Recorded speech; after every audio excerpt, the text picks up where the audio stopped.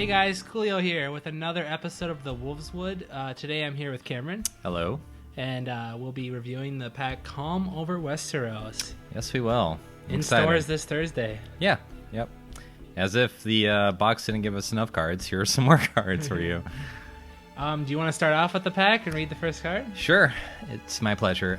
So the first card we have here is Greatjon's Vanguard. It's a 5-cost, non-unique character, military and power icon with 4 strength, not loyal, army and house number traits, no attachments keyword, and it says, while there are fewer than 3 plots in your use pile, Greatjon's Vanguard gets +2 strength and gains renown. Ryan, what do you think about this one? I'm not sure how I feel about this card. We've played a few fun games with it to see when my opponent was playing it. It got maybe 2 renown tops on it when we played. There's a lot better cards at 5 costs for Stark right now. Maybe if some army synergy comes in the future for Stark, but right now I don't think I'm going to be including this in my decks. Yeah, 5 cost slot is pretty tight right now. I want to say for Stark with like Grey Wind, you have Jon Snow, you have Wolves of the North, you have even like Littlefinger and Ciri kind of all fighting for that cost slot.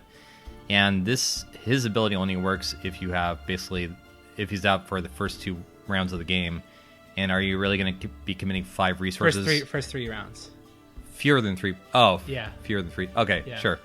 But are you really going to be committing the 5 resources to this card over one of your bomb 6 or 7 cost characters? You know, I don't know. Not only that, once the wildfire hits, you're going to be picking your unique characters with better abilities at that point in the game than a character with 1 or 2 powers sitting on it. Yeah, maybe. Your unique characters that don't have conditional renown and just have straight up renown. So, yeah, not too thrilled with this one. I think it's just okay.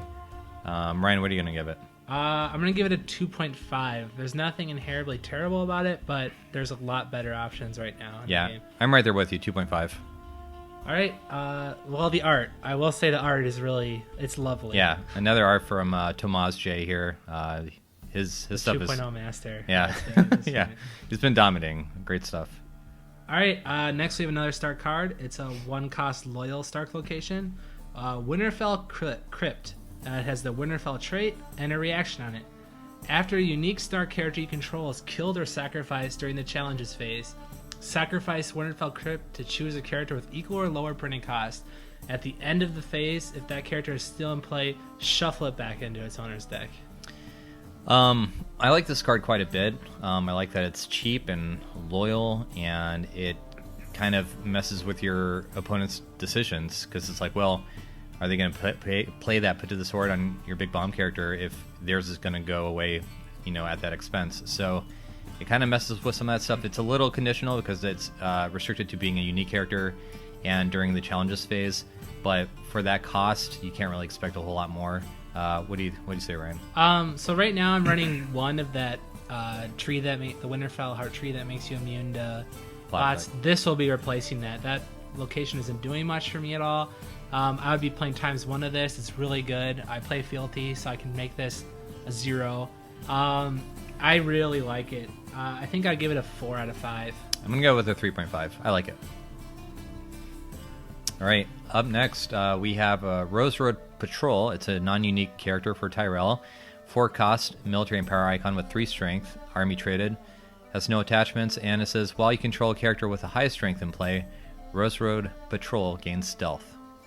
I don't play Tyrell too much. I played it a lot early in the game. I haven't played them lately.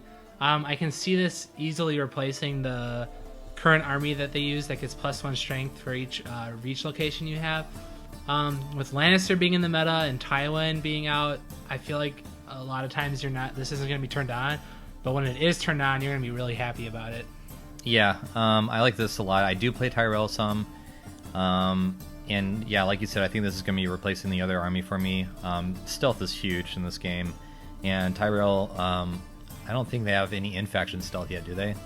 Is this the first? This is the first in-faction stealth. So it's a nice card, or it's a nice ability for Tyrell to finally get to help push through those challenges with Randall and whatnot. Now, are you playing any events like Growing Strong, or is it just mostly Marjorie and maybe the sword? I'm not, but I mean, with this card out in the wild, maybe you will reconsider. I mean, that card is good. Yes. Like, there's no argument there. So maybe that'll be seen some more with this card in play. But yeah, I like this card a lot.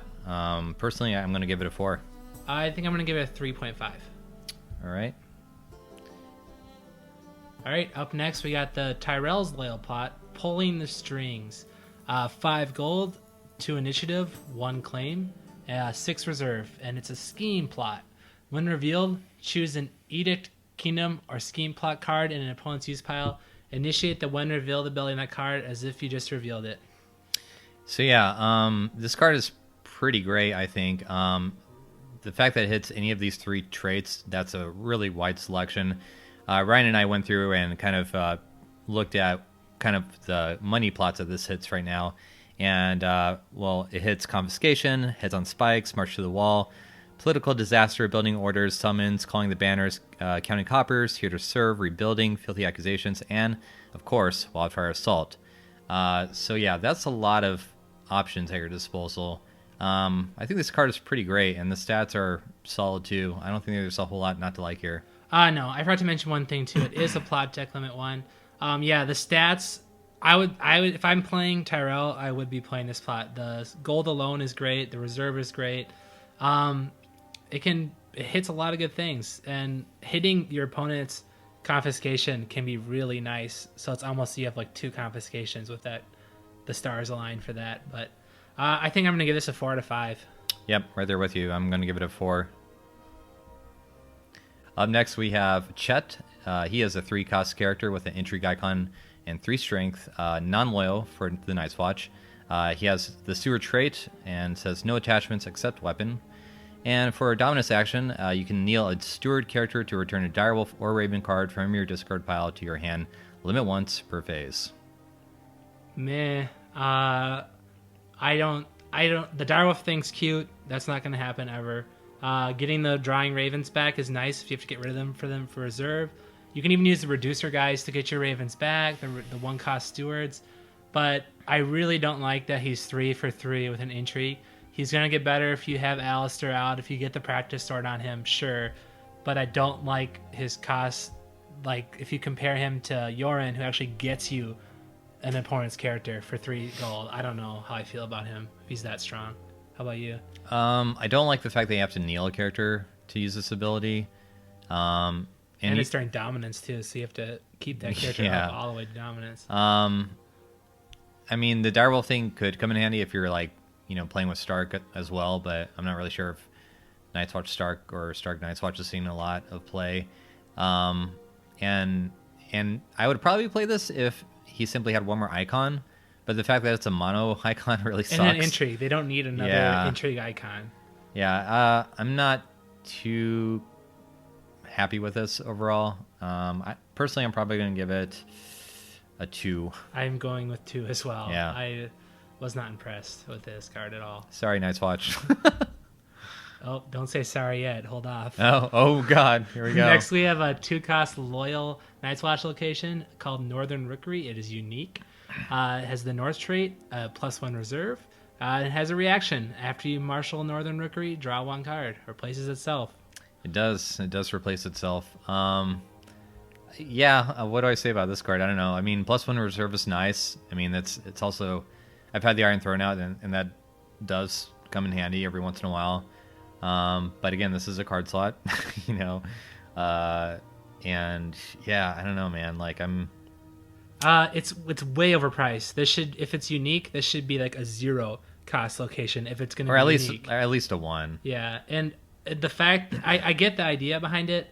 Right now, Night's Watch is getting hurt, especially Night's Watch Fealty by First Snow, and this is that +1 reserve is going to help you. The fact that it replaces itself means you're not losing any cards, but it's too expensive for what it does. Yeah, I agree. We know a Halder's coming out. He lets you kneel locations, give +1 strength. Yeah. This is something. But it's wombo combo. Yeah. Yeah. I would probably give this another 2. Yep, 2. So sorry, Night's Watch. Now. Now we're really sorry.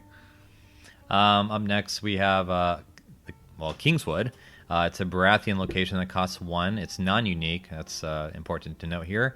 It is loyal, so it's free for you can use fealty for it. It has a Westeros trait, and it says, during power challenges in which you are the defending player, each attacking character gets -1 strength, and has a forced reaction. After you lose the power challenge, sacrifice King's Road. And of course, when you sacrifice something, it can't be saved or anything like that. So I think Baratheon's in this weird spot. I don't play Baratheon too much, but every card I look at for Baratheon, it has to kneel something. Like it's getting in. For me, Baratheon's getting in that spot where it's all about the kneeling, and maybe dominant stuff too. But I look at this card and I love it, but I don't know if I'm going to find room in my deck. It doesn't kneel something, as weird as that sounds. Yeah, as enticing as it would be like, oh, I have 3 of these out now. It's like, really? Are you making 3 slots in your deck for this card? I don't know, man. Like, and if they happen to push through that power challenge with stealth or something, regardless, like, okay, then you're losing all of these. You know what I mean? Or however many you have. So yeah. I'm glad it's loyal, because this would be Dom and Targaryen. Yeah, no doubt. I think I'm going to go with a 2.5. 2.5 for me as well. I think I'm going to try it for fun, but I don't think it's going to make the cut, especially as more cards just keep coming out. Let's move on to Stinking Drunk. It's a 0-cost condition attachment, opponent's characters only, and has a reaction. After attached character stands, sacrifice Stinking Drunk to kneel that character. Seems good. Again, kneel, so I'm looking at this card now. Yeah. Again, with these negative attachments, to me at least, they're like event slots, right? Because it's like you can't set them up. So those are kind of cards that are just going to be in your hand. And they're like negative effects, so they're like these events. But I mean, like any other good Baratheon event, it kneels something, regardless. It's just a different way of doing it. And it costs 0. Can be canceled with like Hand's Judgment or anything like that. Of course, it can be treachery, but it's just, like I said, it's a different way of going about the kneel. Yeah. It's great. Yeah, I like this card a lot. My rating was a little lower. I'm going to bump it up a little bit for this one, because after looking at the card again and thinking of it as an event, that's absolutely great. And the fact that it's not sitting in your hand during challenges either to get intrigue out of your hand, which Baratheon has trouble against intrigue sometimes. So, putting this on a Tywin and just being like, keeping him knelt every turn. Next turn, Tywin kneels from Sneaking Drunk again. It goes away, but then now you can use your Mel or your Filthy on a different character and keep that character locked down for another turn. It's all about the pressure. I would give it a 4. I'm going to go with 4.5. There's really not a whole lot not to like it's about 0 it. cost, too. Yeah. I'm kind of bummed for Motley, because that's a fun card, but I can already see this taking up that slot in my deck. But yeah, it's a great card. Because with Motley, it's like sometimes that's a conditional thing where it's like, oh, they don't really have any cards in their hand anyway, or their draw's so good that they don't really care. But with this, it's like, it's always going to be great. You know what I mean? There's never a condition where it's like, oh, maybe it's not so great. Like, no, Neil's always strong. Yeah. So. All right, up next. Up next, we have Bronn, a Lannister character who is unique. He costs 1, has a military icon. We'll get to the power icon later. 5 strength somehow, non-loyal. He has a mercenary trait, and it says during a challenge in which you are the defending player, Bronn gains a military, intrigue, and power icon. There you go. And as a marshalling action, you can pay 1 gold to take control of Bronn. Any player may initiate this ability. So when I first saw this card, I went like nuts. I was like, and playtesting too, it's just like, whoa, this guy's bonkers. He's 1 for 5. I'm gonna have more gold than my opponent. But yeah, that's true. But you're gonna be your opponent's gonna be making you spend your gold. If you're Lannister, you're intriguing them. They could have very few cards in hand, which is good. That means they could have extra gold. They're not spending in events, and they're making you spend their money. I mean, it combos well with things like Paid Off and Brothel Madame, which are both optional things. I'm going to agree with you there. He's very strong, and just the fact that he costs 1 alone, it's like you're like, why wouldn't you play this guy? But I don't think you go nuts with him. More than likely, he's going to be on your side, helping you win your challenges and stuff like that. But there are going to be situations where maybe your opponent does have more gold than you, or even if they don't, they are forcing you to use your gold that you would have otherwise wanted to spend on events or something to retake control of Bronn, basically. So I think it's really good.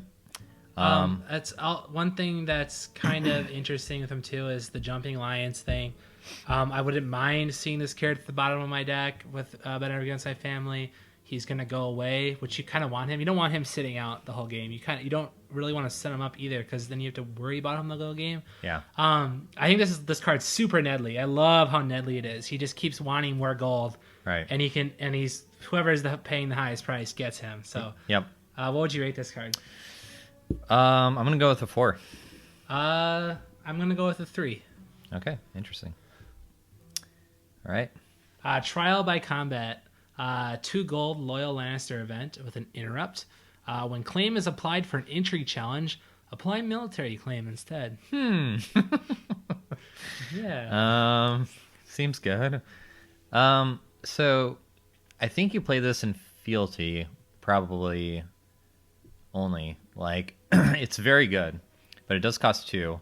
So having that fealty to reduce its cost is nice. And of course, with Lanny fealty, naturally they're really strong for the intrigue challenges. Maybe you have was the Castle Rock, you can do extra intrigue. Yes. And Cersei and stuff like that.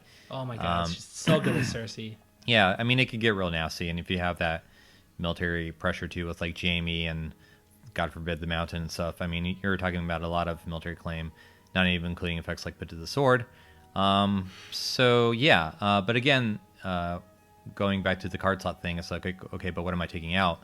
Do you take out Tears of Lease for this? Like, I'm not really sure. Like, where's the card slot? I mean, it's going to be interesting where this fits, but it's certainly going to see some play, I think. I'd play times 3 of it if Lannister didn't already have like bonkers events already anyway.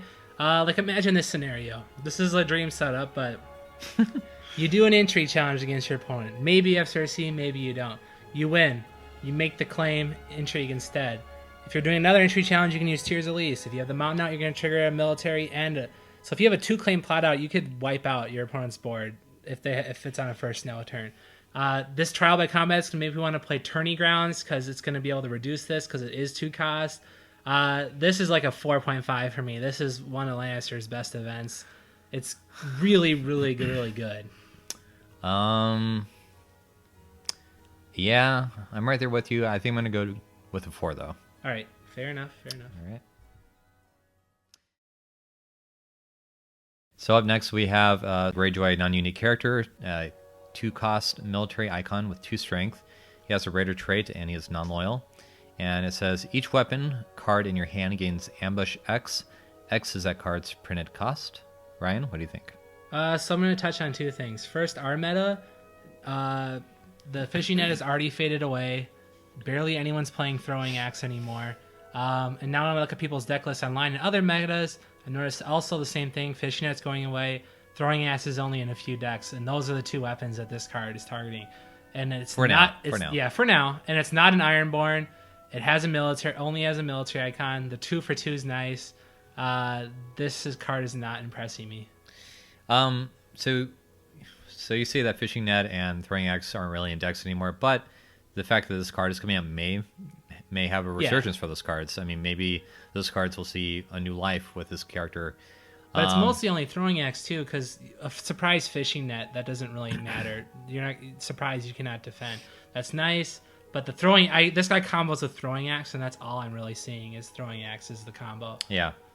I'm not like super blown away, but I know there's gonna be times where I'm gonna at least consider if this guy's out and play. I'm like, crap, does he have a throwing axe? You know, yes. So it's one of those things where it's like almost like a Dracarys kind of effect during the challenges phase, where it's like, oh man, do I really run the risk here? But I like how the axe is peeking up from the title of the card too, like throwing axe. I'm gonna go with the 2.5. If the +1 initiative. I'm forgetting his name. The Salty Navigator. Navigator. If Salty Navigator exists, I would give this guy a higher rating. I'm going to go with a 2 for this guy. All right.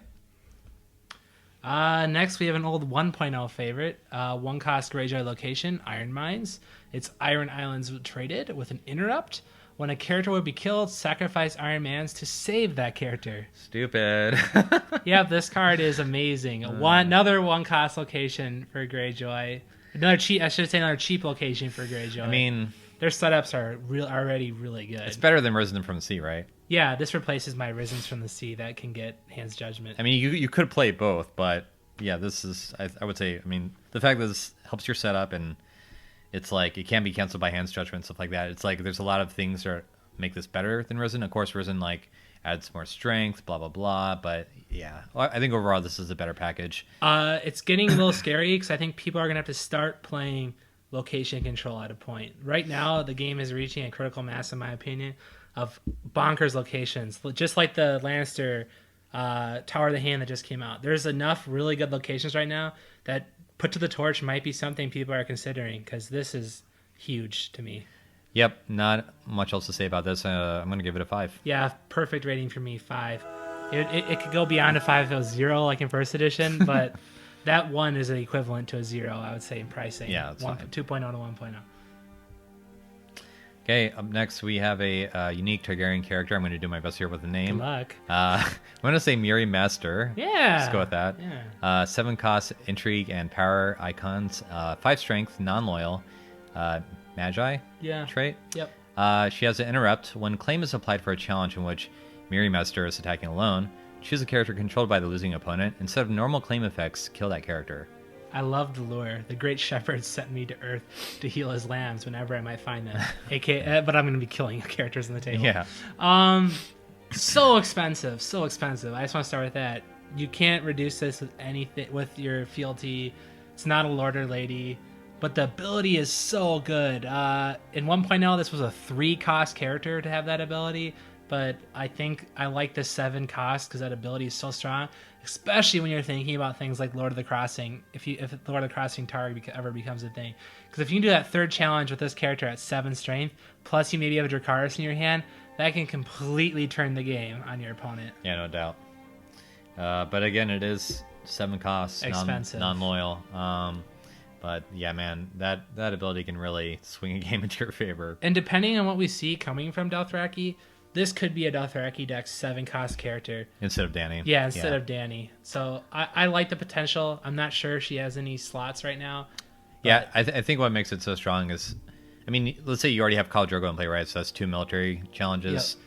And then you're basically turning an intrigue over power into another military challenge with her if it goes off. Well, even better because it's a targeted kill pretty much. But yeah, it's really all about that military pressure with this card. And one of her strongest attributes, if you think about it, is she changes the entire challenge phase. If she's on the table, your opponent's completely changing what they're doing to stop this from happening. I'm going to give it a 3.5. Me too, but I think this eventually becomes a solid 4. Like right now, it's just not that easy to play, but it's going to be like a 4 eventually. Yep. Next, we have Blood Magic Ritual, a 1-cost loyal Targaryen event with an interrupt. When a non-army character would be killed, save it, then attach Blood Magic Ritual to that character. Counts as a condition attachment with the text terminal. Treat attached character if it's printed text box were blank except for traits. I think this is very good. Yeah, I mean, even if you're not saving your own characters with this, you have a potential of saving your opponent's characters and just blanking them outright. Yeah, it's a pro play. If they have dupes. Yeah, like it's got a little utility, and having saves in Targ seems pretty good. And the fact that you can save your own dragons with this, and this doesn't attach and blank them, because they have no attachments, is also really nice. Yeah. I can see this being on Dothraki decks too, when those are something you can build. They would replace your slots with bring a dragon back to life. Sure. You'd maybe play this instead. I really like this card for how cheap it is. Plus, with fealty, you can play it for 0. Yep. I like it a lot, actually. I also like the Jason Momoa art. That's clearly him. Yes. Even though, I don't know. I think it's really strong. I'm going to go with a solid 4. Solid 4 for me, too. We're agreeing a little too much on this. It's weird. All right. Up next, we have a very exciting Martell character, Knights of the Sun. It is non-unique, not loyal. 4 costs, military power icon with 4 strength. Has the Army and Knight trait. Says no attachments except weapon. And while there are 3 or more plots in your use pile, Knights of the Sun gains renown. See, my rating for this card kind of matches the card. Like, I want to give it like a 3.5, but then once you get to that certain plot phase, it becomes like a 4. So it's hard for me to rate this card. I think it replaces Palace Spearman. It's just like the Stark Army, but much better because it gives you renown later in the game. You could put Dawn on this because it says no attachments except weapons, I guess. It's solid. It's 4 for 4 with 2 icons. It's not 5 for 4 with 2 icons. Yeah, like you said, it's like a better version of the Stark Army. It really makes me sad. I mean, I play Martell and Stark, but yeah. That art, too. That art. Yeah, again, Thomas, man, you're killing it. I love this card. I'm going to give it another 5. I'm going to go with a 4. It's not blowing me away, but I know it's a really solid 4-cost character. With First Snow, that's really good right now. Yep. Next, we have Vengeance for Ilya. We're going to be calling this Red Vengeance, because that's what it should have been called. 2 gold, loyal Martell event with an interrupt. When claim is applied for a challenge in which you are the defending player, choose an opponent. That player must satisfy the claim effect as if he or she were the defending player instead of you. What do you think about Red Vengeance? I mean, I played 1.0, but I honestly didn't have that much experience playing against Red Vengeance and Martell that much, just for whatever reason. But I know how powerful this can be, and this is something your opponent is always going to have to consider. It's like, man, if I have this, if they have Red or Vengeance for Ilya or whatever, and like they do that, and it hurts me, like that's something you're always going to have to consider in your board state, and be like, man, that's. If they have that gold sitting there, you never really know. And especially, I actually see the best situation to play this, even though it's small, is against Greyjoy when they reveal their Rise of the Kraken. This can be you gotta take the 2 claim. Nope, you're not taking 2 power from me. Yeah. You're gonna take the 2 claim military instead of me. So on power challenges, it doesn't really do much. It stops them from stealing your power, but you don't steal theirs. On intrigue, it's really good. On military, it's very good.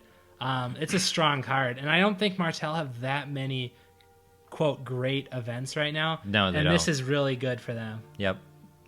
They don't have much for events. That's absolutely true. I mean, right now I think in my Martell deck I'm running some of those annoying icon attachments and Milk of the Poppy just to kind of like nerf my opponent's characters. But yeah, a bomb event like this is certainly going to be nice to slot in. I'm going to give it a 4. I'm going to give it a 3.5. All right.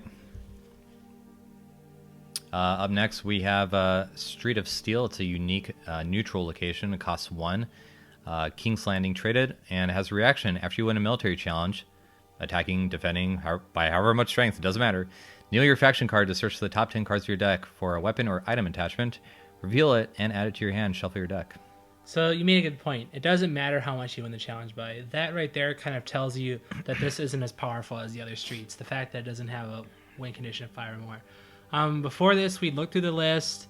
The only 2 cards that stood out to me were both item cards, which were Crown of Gold and Seal the Hand. There's not enough weapons right now. Each house kind of has maybe one weapon they would grab. I don't see this slotting into any deck except maybe Targ, and even then I don't know if I'm going to be including this in that deck. Yeah, I could see it in maybe Targ or Greyjoy if you're running the throwing axes and fishing nets and stuff like that, and Seal the Hand for like Balon or whatnot. But yeah, I think you need to be running Seal the Hand plus a couple of other things to even consider this. Yeah, but the condition for it to trigger is so easy that it will more than likely happen almost every round. Yep. So I think it's solid, and I think it'll see some play, maybe more play down the road when there's more items and weapons. So I'm going to give it a 3 for now. I'm going to give it a 2.5. I think it will be a 3 eventually, and maybe even higher in like a specific deck. So. All right. Next we have the Erie. It's a 4-cost unique location. House Aaron Stronghold traded. Reaction: after a phase begins, kneel the Erie to choose a character until the end of the phase. That character cannot be killed. What do you think about this expensive neutral location? Well, you hit it right there. It is expensive. Man, 4 costs. I mean, so with any 4-cost location, I always think about like the wall, right? I mean, the wall provides Night's Watch a win condition pretty much. It's like, oh, we got to keep the wall standing, get that 2 power, and just keep, chugging along. So that really helps them win the game, and that makes it worth 4, right? Yep. So Winterfell just came out, another 4-cost location that people seem to like. It doesn't really exactly help you win, but it's got a very strong reaction. This can be very strong too, but it is neutral, so it might be a little harder to play than either of those cards that I just mentioned. But it has a lot of utility, and we'll see more play when Valor Magulus comes out. Oh, yes. Especially since it works against your own Valor, too. Yeah. If you're playing Valor that turn, you can save one of your characters from dying. Yep. And it works with Wildfire, too, right? Yep. Okay. So, yep, it's good. It's nice to have against, like, Burn or, like, Dracarys. Or when someone plays First Snow, if you're only going to have one character out. Oh, yeah. That can help, too. March actually, I think, hurts this plot for situations like that.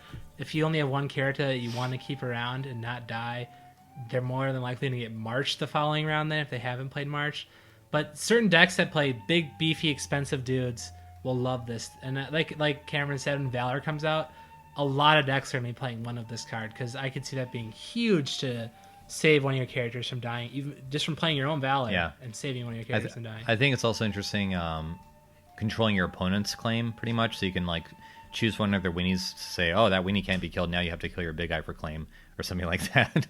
It could be an interesting, like, if you're playing like Winter's Coming, raising the claim and manipulating the claim through this card, it could be an interesting and we haven't brought up melee much, but this is pretty good in melee.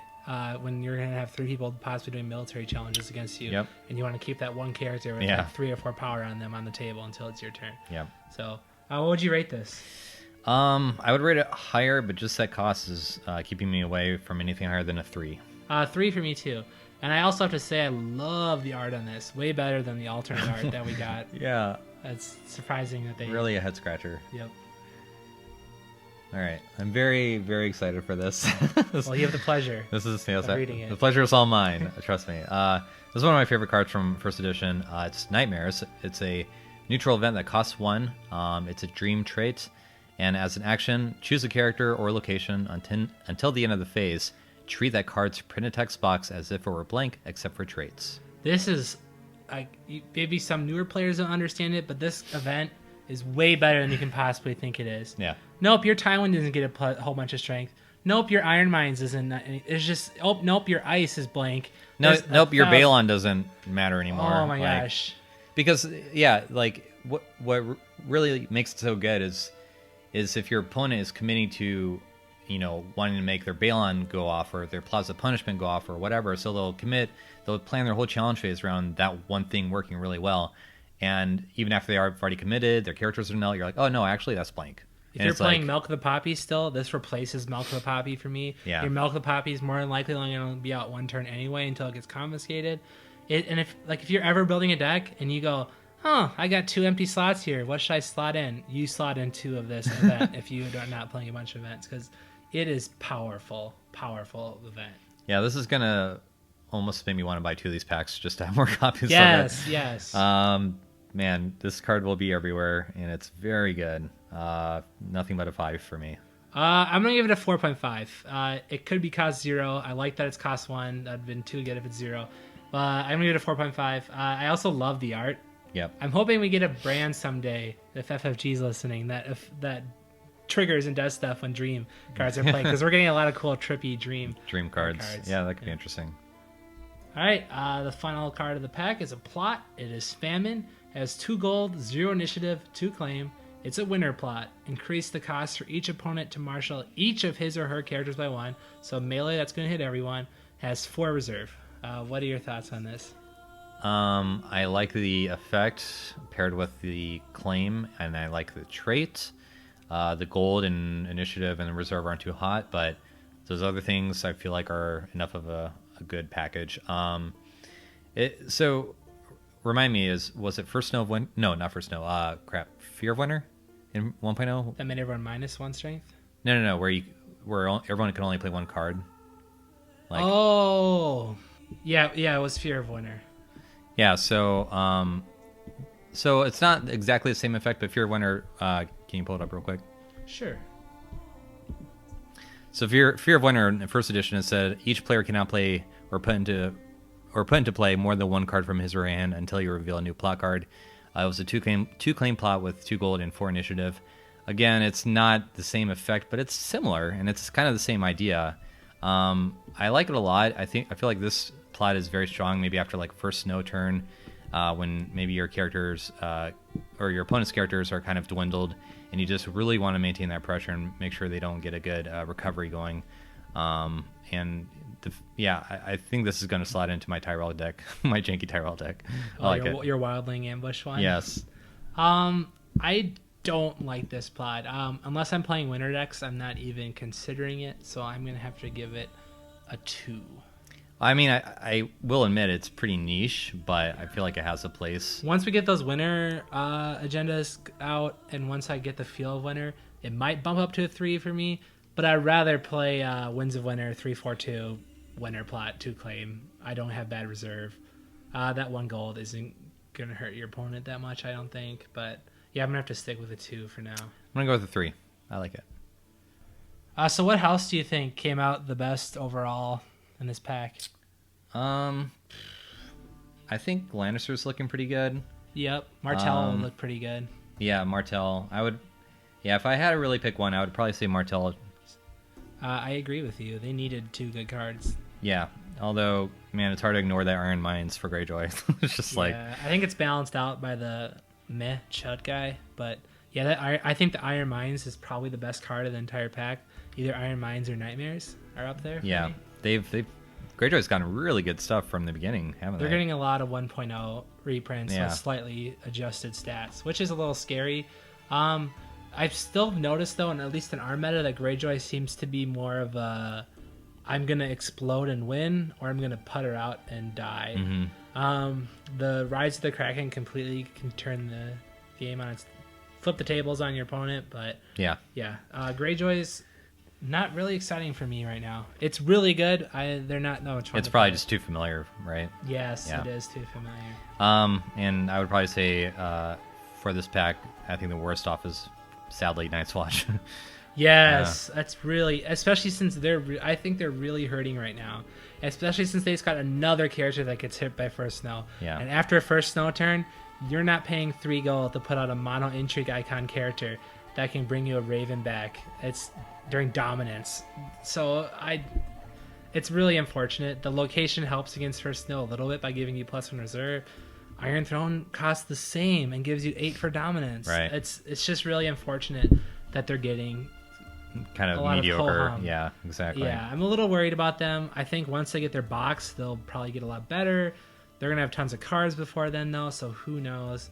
But overall, I'm going to be honest. This card pack has a few standout cards, but there's a lot of underwhelming cards in it. Like, there's only a couple bonkers cards. There's a few good cards, and a lot of them are middle of the road for me. Yeah, I would say there's a couple real nice standouts and a lot of 3s. That's how I should put it. Yeah. But good pack. All right, guys, we'll be back when we review the next pack. We also have some exciting announcements coming up. 2 major tournaments this year. Hoping you guys will come. We'll look for announcements either later this week or the following week. So stay tuned. Thanks for listening, guys, and remember, winter is coming. Thanks, guys. Bye. Bye.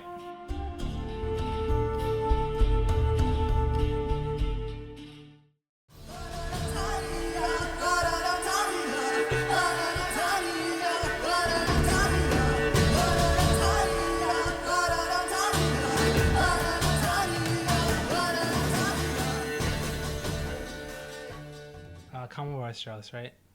Yes. I believe so. Hey guys, Coolio here. Welcome to another episode of the Wolveswood, and today I'm here with Cameron.